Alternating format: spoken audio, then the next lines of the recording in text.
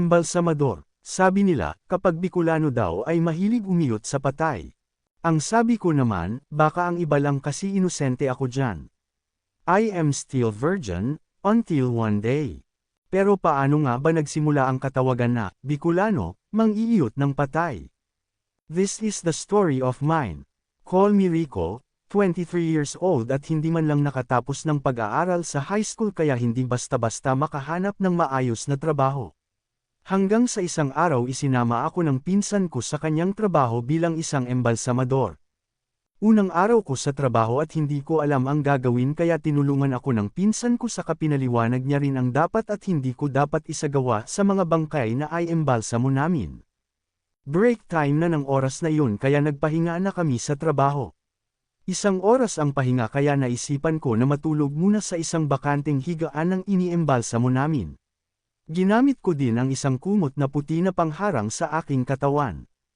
Ilang minuto pa lang ang nakakaraan simula nang ipikit ko ang aking mata nang may narinig akong pag-uga ng isang higaan sa loob ng silid kung nasaan ako. Og! Shit!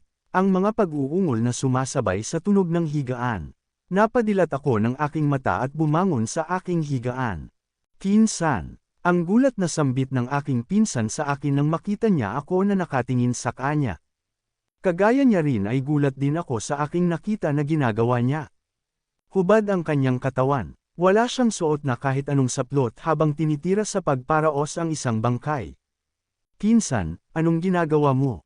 Ang nagtataka na tanong ko sa kanya. Pasensya na pinsan, inabutan lang ako ng libog ko. Huwag ka na lang may ingay Tatapusin ko lang ito. Ang paliwanag na sabi niya na para bang sanay na siya sa ginagawa niya at itinuloy pa talaga ang pagsasamantala sa bangkay na napapasukan ng sandata ng kanyang pagkalalaki. Napabuntong hininga na lang ako bilang sagot sa kanya. Pinsan, subukan mo rin kaya. Tayo lang din naman nandito. Masarap sa pakiramdam. Ang pagsusubok niya pa sa akin na panunukso. Hindi ko rin alam pero nakaramdam ako ng pang-iinat habang nakatingin sa kanya na pinagbabayo ang isang bangkay. Gusto ko man pigilan ang sarili ko pero ang alaga kong ibon ay naninigas na at gusto na rin pumasok sa loob ng kuweba. Wala ba sa atin makakakita dito? Baka mahuli tayo ng kasamahan natin pinsan. Ang kabado kong tanong sa kanya. Ngumiti lang siya habang patuloy sa kanyang ginagawa. Hindi iyan. Subukan mo na lang.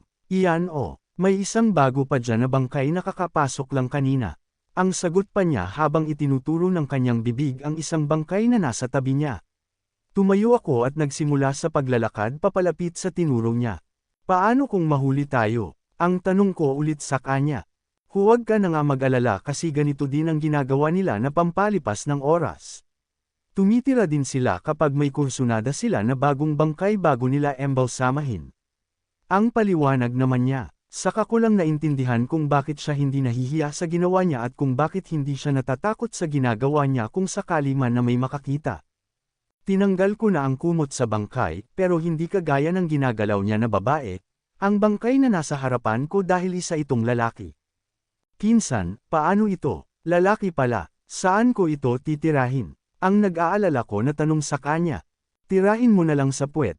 Ang sagot niya. No choice naman na kasi gustong-gusto na talaga ng alagang ibon ko na pumasok sa loob ng kuweba. Hinubaran ko na ang bangkay ng isang lalaki. Maputi, tisoy, at malaki din ang sandata ng pagkalalaki ng bangkay. Siguro nang buhay pa ito ay isang dakilang babaero dahil sa itsura. Pinadapa ko na ang bangkay saka ako naghubad at pamatong sa ibabaw niya.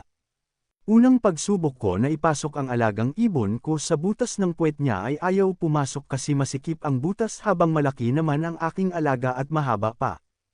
Hanggang sa naisipan ko na pairan ng laway ang alaga ko.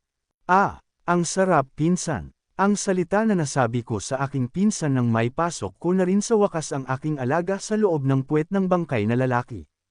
Mas masarap pa iyan pinsan sa poke. Ang sagot pa niya. At kagaya niya ay masarap na paghagod na din ang ginawa ko sa bangkay ng lalaki. Ito ang unang beses ko na tumira ng puwet. Ang sarap pala sa pakiramdam kaysa sa poke. Mas mainit, mas masikip, at higit sa lahat ay nakakalibog ng sobra. Ilang minuto ko na pinagbibira ang lalaking bangkay, dahil na rin sa sarap at bagong karanasan, Nagawa kong magparaos at magpalabas ng 2 putok sa loob ng katawan niya nang walang hugot.